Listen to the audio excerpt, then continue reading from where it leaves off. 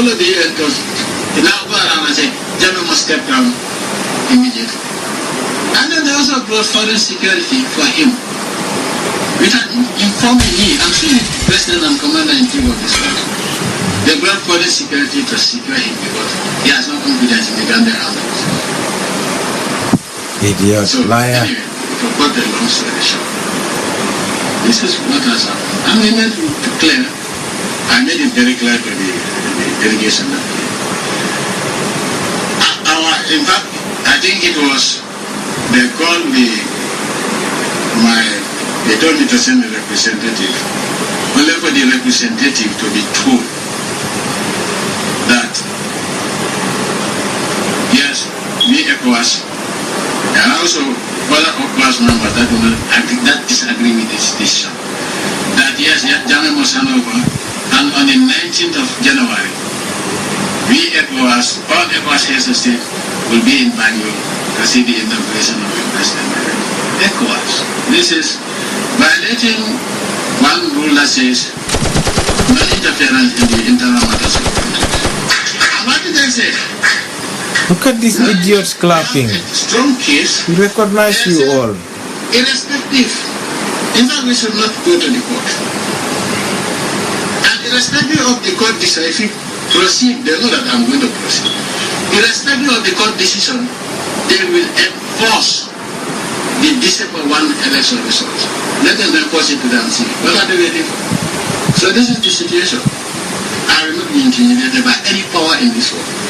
I want to make sure that justice is done. I'm a man of peace, but I cannot also be a coward. My rights cannot be violated and intimidated to a point where I succumb to blackmail. I will never do that. So this is my question. All what we want is a peaceful resolution of the conflict by Gambia based on the constitution of the Gambia. So this is the situation. In as much as I don't want any violence, but now they made a decision that no matter what the outcome of the court is, we will enforce the December 1st result. After they have all these documents that are So my brother, this is the situation. I want to thank you for coming. I'm a man of peace, but that doesn't also mean that I will not defend myself and defend my country. And defend my country courageously, patriotically, and win. Emerge victorious. Nobody can deprive me of that victory, except the Almighty. Well, so this is the situation. And I want to thank you for the work that you are going to do. You also have permission to meet any side.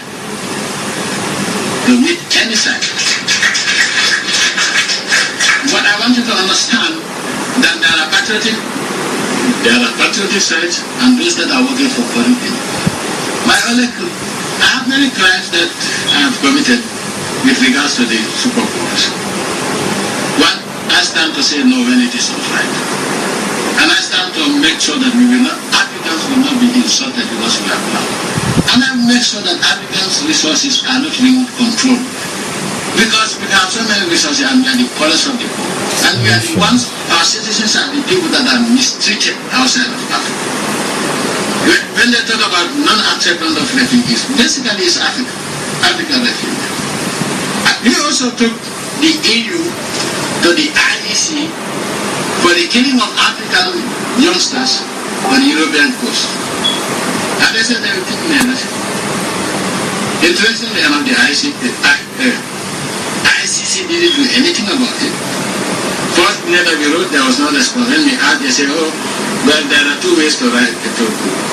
One way you write, that means you, the government, will conduct the investigation and put the first people the ICC. But then, this way where you write, you write, and then the ICC will conduct their own investigation, which is more advisable. So we changed all that, and we didn't hear anything. And that's why we left the ICC because they were happy to prosecute Africans, but not Europeans. So a court, an international court that is only bent on persecuting Africans, and we were not a member to that. So there are so many factors. They like the Commonwealth. And they were angry with me because they didn't want Gambia to be seen as a colony of Britain. Colonialism has ended. We have the foreign secretary of Britain making comments about the Gambia, deciding what should be done about the Gambia, which was unacceptable.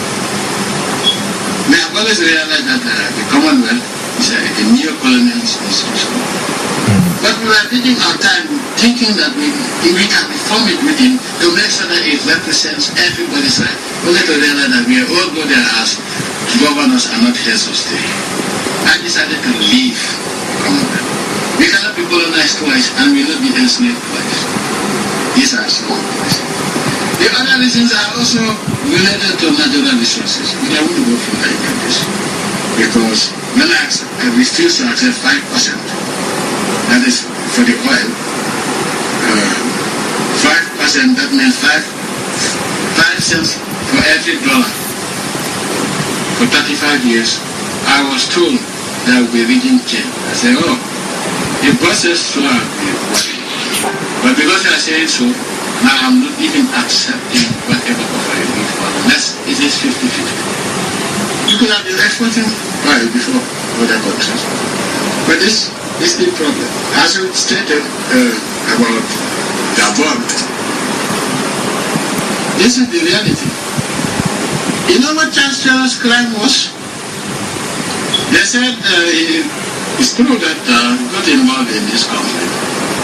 But that alone wouldn't have warranted his arrest. It was when they discovered that he some minerals and they offered him the 5 cents per dollar and he refused. They told him they didn't give. And so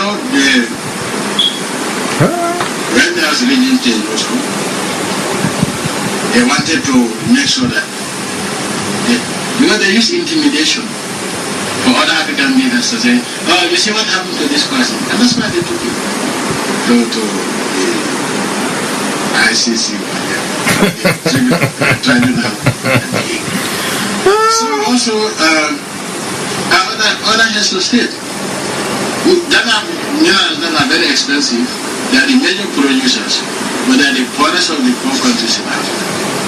When a particular head of state in West Africa said he was going to make sure that they have, when he saw the price of uranium, I said, this is unacceptable. What these people are giving us is Peter, it's an insult. And so, at the meeting in Libya, he made a comment, and I told him, my brother, I know you don't like me because he said, you know, sometimes we thought you are crazy, but when we go back and listen to what you say, reflect on what you say, and look at our reality, you know that you are a Pan-Africanist. And I thought, well, I'll tell you, and he said, this is unacceptable. I said, okay, well, but be ready for one thing. They will overthrow you if you are not strong. And so he decided to reverse and wanted to open it for anybody who is interested. This former colonial master said, anything that belongs to our former colonies, in terms of mineral, we have the first choice. First choice of in law is a refusal. Yes. So if you want to change, we have to negotiate. They gave him an offer which was unacceptable. And they made it very clear that that is why we have basis. So the situation is this. If you stand up for defend your God-given resources, you are in trouble with those people that still believe that by virtue of their color, they are superior to anybody who is not their color. And so